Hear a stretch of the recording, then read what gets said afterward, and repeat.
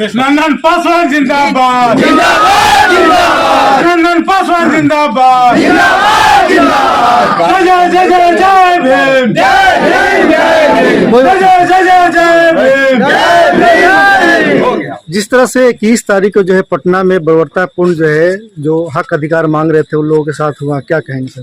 देखिए, हक अधिकार नहीं मांग रहे थे और स्पष्ट हो गई थी। भारत के प्रधानमंत्री ने कह दिया था कि आरक्षण को कोई छेड़छाड़ नहीं कर सकता है। बाबा साहब भीमराव अंबेडकर के द्वारा जो आरक्षण दी गई है संविधान में, उस आरक्षण को नहीं छेड़छाड़ किया जाएगा, क्योंकि बाबा प्रधानमंत्री ने कहा कि जब बाबा साहब भीमराव अंबेडकर के द्वारा रचित संविधान में आरक्षण में क्रीमी लेयर की बात नहीं है, इसलिए क्रीमी लेयर पर कोई सवाल नहीं है। जब प्रधानमंत्री देश के सर स्पष्ट कर दिए तो फिर देश में तथा कथित राजनीति करने वाले लोग, जो सरकार के विरोधी लोग हैं, जो देश के हित नहीं चाहते हैं, वैसा लोगों ने भारत बंद करने का आह्वान किया। जब तक नरेंद्र मोदी हैं, ऐसे सरीखे नेता है, कोई संविधान और आरक्षण को कोई समाप्त नहीं कर सकता है।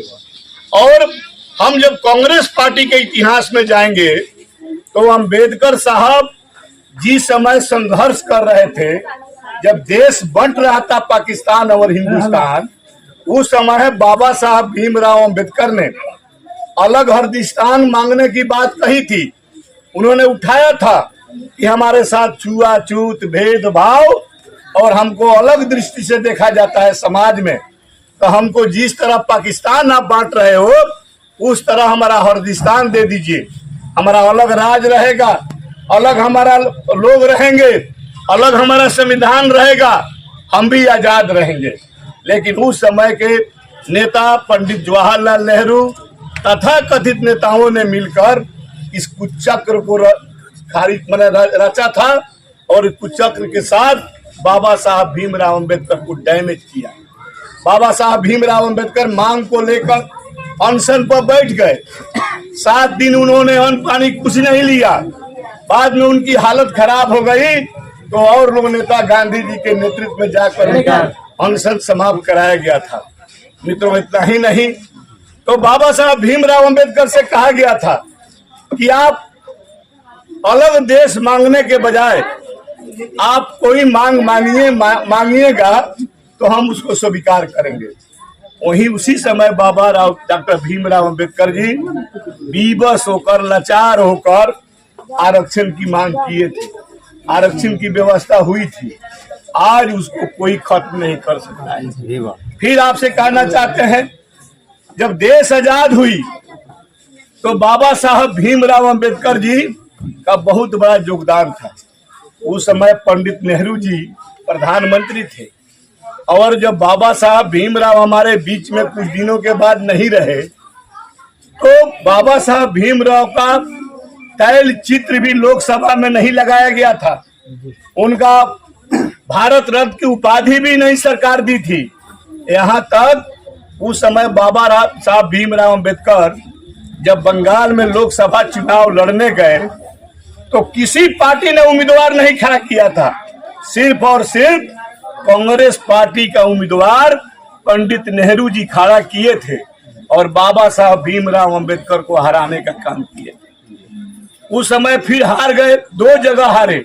फिर उस समय में राज्यसभा में भेजने का काम श्यामा प्रसाद मुखर्जी, डॉक्टर श्यामा प्रसाद मुखर्जी के प्रस्ताव पर राज्यसभा में गए थे। उसके बाद देख रहे हैं कि किस तरह यातना बाबा साहब भीमराव को दिया गया था कांग्रेसियों के द्वारा। न तो भारत रत्न की उपाधि दी गई, न उनका तैल चित्र लगाए गए थे, न उनके नाम पर कोई तीर्थ स्थान किया गया था।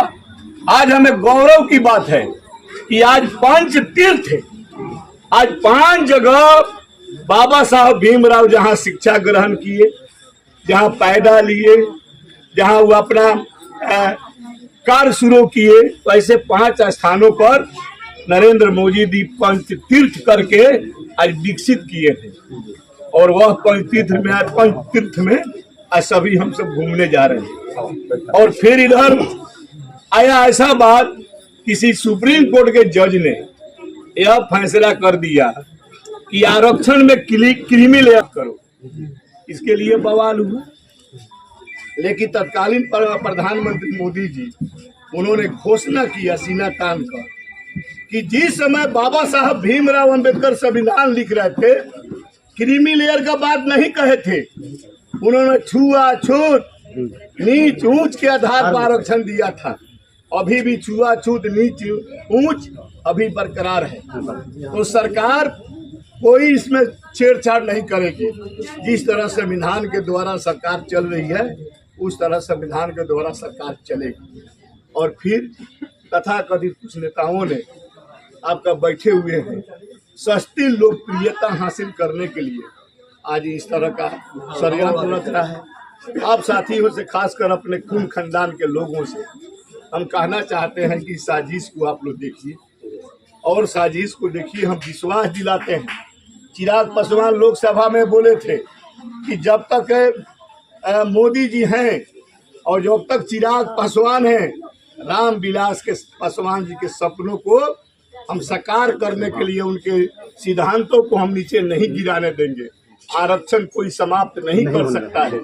तो अपने नेता चिराग पासवान जी, अपने नेता मोदी जी हैं, सब कोई है। आप साथियों से एक दूसरी बात कहना चाहते हैं।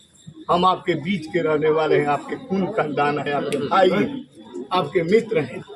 हम फिर दूसरी बार आएंगे।